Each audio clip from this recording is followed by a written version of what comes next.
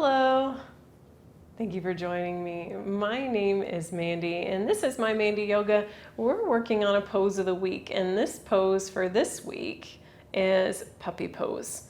And this one is exceptionally good if you need a substitute for downward facing dog, or maybe child's pose just isn't working out for you anymore.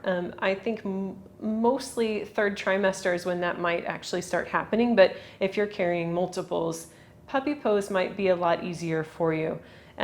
We'll start our pose just in a hands and knees. So come to hands and knees with me. And I encourage this one with a mat, but if you don't have a mat, just something for a little bit of cushion underneath of your knees will be helpful.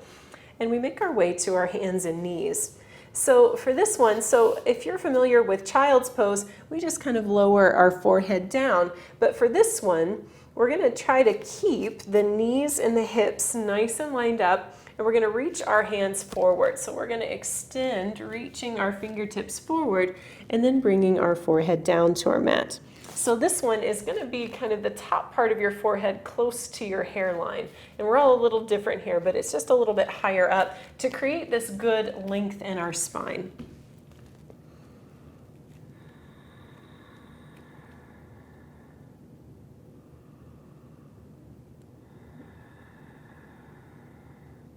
So this pose has lots of modifications for you. So let's say that you're reaching your fingertips forward, but it's too much on your head and neck. So if that's the case, start to walk your hands closer towards you until you can bend your elbows and just use your forearms for support. So you can even bring your fingertips to touching and kind of make this little tripod to kind of help support you. And if it's still too much pressure on your head and neck, take a little bit of strength into your hands and into your elbows and shoulders, and that'll just kind of relieve some of that pressure for you.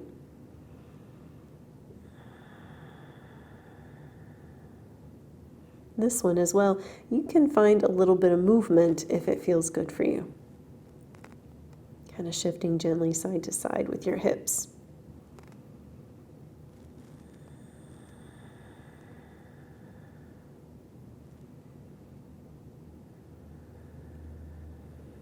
Maybe coming to stillness now.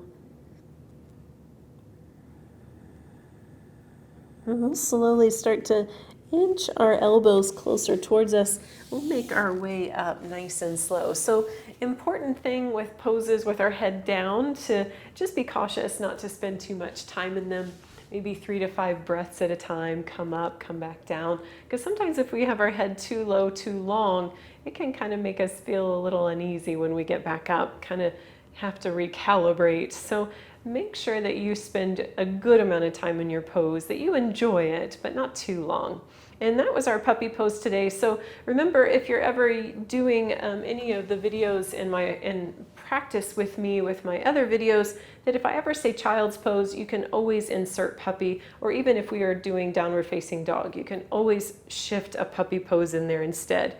Or if ever there's just a practice that you're just not feeling it and you just need to kind of sit out, but you want to do something in that time, that's a good pose to come to, that one in our child's pose.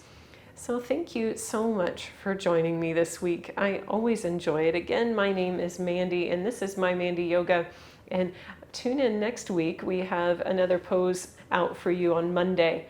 And if you have any questions or comments for me, if there's a pose that you would like me to work on that maybe you have questions about, I would love to find that out for you and we can learn and grow together. So thank you so much.